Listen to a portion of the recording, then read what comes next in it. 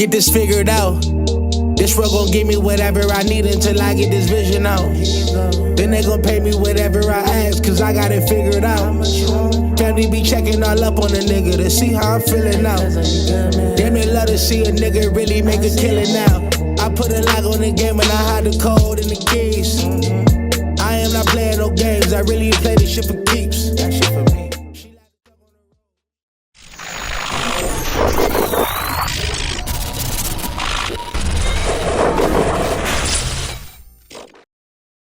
MaddenHeadz YouTube. What's going on? It is your boy, Coach DC, coming back at you today with another video. And yeah, I'm gonna drop one more, y'all, before I, one more YouTube video before I go on vacay. On Friday, probably early Saturday morning, I'm dropping 2 virtuals same time. One will be on pacing, the other one will be on customizing your passing trajectory. So let's talk about this pacing first. And the reason why I want to talk about pacing is because, let's just be honest, the juke has ruined the game. I mean, ruined a part of running, because the juke move has just gotten to be so glitchy. I mean, it's like, yeah, it's kind of annoying. You playing somebody and they just bunny hopping 4 and 5 spaces at a time, and like one juke move just jukes out your whole team, and it's like juke. I mean, it's just, yeah. And so for you guys that still like to actually control, what you do, pacing is really important in terms of just like the initial start of the play. So no, it can happen throughout the play in different points of the play, but initially when you have all these guys like that, when you see guys coming off the edge, either with the no outsiders or the inside stuff, or just, it could be just a manual user shooting a gap, understanding how to pace yourself. You've heard me say this 1,000 times before, that the defense pursues you only as fast as you run towards them.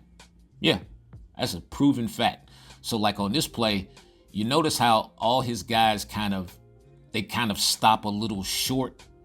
And when he clicks to them, the reason why they're stopping short is because I'm not running at him at a full rate of speed. I'm not running at a full rate of speed. So it's almost like the slower you run, and it is true, the slower you run, the slower they pursue you. And so even on some of your kickoff returns, if you guys can understand the mechanics, which are going to be in the video, to kind of, get yourself at the proper pace. And it's not always it's not one set thing with the pacing. You just have to really understand the time, space, and situation. And so what it does is, you see how I allow my blockers to get out front. Even at the initial start of the play, I allow my blockers to engage, latch on, and actually drive block, as opposed to, if you're moving too fast sometimes between the tackles, you'll see guys just not block at all. And that's because they're not getting enough time to engage the blocker. They're just kind of rubbing up against the guy. Pause. Yeah, I can't even believe I said that. But anyway, next thing we get into, and this is like, of course, one of my favorite subjects, is the trajectory customization. I did mess it up. But this to me is probably going forward into the next phase of Madden. This is something that we really need to get to understand, is that, so when I say trajectory means that it's basically the height that the pass is set from the quarterback, and that's separate from the type of throw. A lot of people will say, all right, if you lob it, it's a high trajectory pass. No, you can throw a low lob. I can throw a low actual pass using the high pass mechanic, like I just did right there. And so understanding how to customize your trajectory, how to take advantage of the bigger receivers, meaning you don't want to throw it too high, because sometimes if you throw it too high, it's going to keep going and it's going to go to the safety. You want to have just enough height on the pass for the situation that you're trying to throw into. And so those mechanics they're a little tricky, because it requires a lot of discipline with both hands in terms of, because you're going to be doing two separate things. And so I just think that is going to be one of the more interesting videos, because there are some guys who I've, when we do our sessions, we discuss this stuff. And so it's really a discipline point, because trust me, I mess it up all the time. Sometimes I can go back and look at a pass and go, man, yeah, I didn't do that right at all. A lot of times it's just easy for us to blame Madden, because we figure, all right, I pressed the button and the ball should have just went exactly where I thought it should go, just because I pressed the button. And no, that is not how this works. Your leads and your mechanics in terms of keeping the pass down are extremely important, especially in this game, because like I said, once you become proficient at this stuff, if you make a mistake, the game is going to make you pay, and pay dearly. Especially with all these, I'm playing a lot of Ultimate Team now, so a lot of the guys have the KOs and all that stuff, and the lurker and the lurk artist, and in these underneath defenders. And so you have to understand how to put the ball at a point where it makes it very difficult for them to get to the pass, but it doesn't make it too difficult for your offensive player to get to the pass. And so a lot of the problems that we have in the game is, especially when we go down the field, I see this like daily when I watch like YouTube videos and stuff.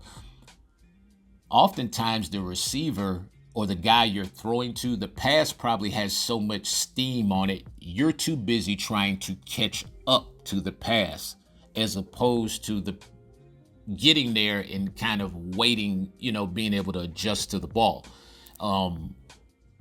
It's I'm trying not to say too much, but it just, sometimes the pass has so much on it that we're in a constant fight to try to get to the spot. And so that prevents us from actually making a play on the ball when the pass gets there, because like I said, we're in a recovery mode as opposed to an adjustment mode. So you look at a pass like this, like watch me click onto the guy, watch me pull him off and create the separation. And the only reason I'm able to do that is because the trajectory is good, and also the pass doesn't have all that steam on it. I've been telling you guys for years, man, stop being bullet pass whores.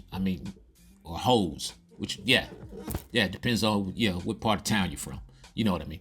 But the key is to, again, be able to throw the pass so that you're able to adjust to the ball when it arrives, as opposed to trying to, do something crazy just to catch up to the pass. And a lot of times that's why your receivers are not doing anything.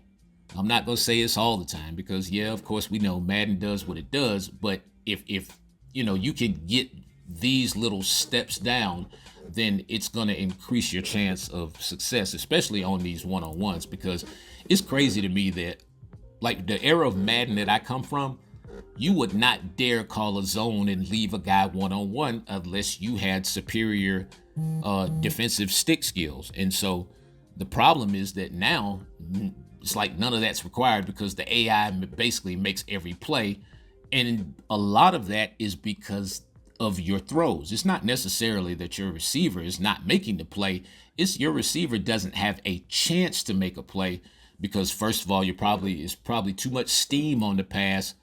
But, to your defense, you may not understand how to take the steam off of the pass and give your offensive player or receiver, whoever you're throwing to, the opportunity to make a play. You got to be able to do this stuff in the clutch, man. Yeah, that's my thing, is if you can't do it in the clutch, and if you can't do it, in the situations where you need it, then it's always going to be difficult for you. A lot of times we just give up on it and say, oh, the game sucks, and, which it does to a certain degree. But there's an understanding that comes with the mechanics, because if you're able to repeat these steps over and over and over again, you'll find the consistency in it. It's not perfect, but trust me, it will improve and increase your level of success, to where it's like it becomes an issue for people that you play, because they'll have to respect leaving you one-on-one. That's the one thing I'm like, guys come out, they double Mabel and all this stuff, and I'm like, okay, that means that the guy streaking down the field one on, he's by himself with a safety, or there's a guy in the middle of the field, and the issues become the fact that we can't make the throws with any consistency. If we could make those throws in the middle of the field with any consistency, the double Mabels and all the crazy defenses and all the dollars send to everybody, kind of defenses, those defenses, trust me, would be nowhere near as effective if there was more of a price to pay down the field, in terms of just trying to execute in the one-on-one situations. And so, as you see right there, just a high lob moon ball, but understanding the trajectory part of it, able to get the ball now. And yes, watch the back foot was, you see the grass come up with the back foot. Yeah, I was in. Watch the back foot. Watch the grass kick up, and then the front foot, watch it get down and bound. Watch that left foot right there.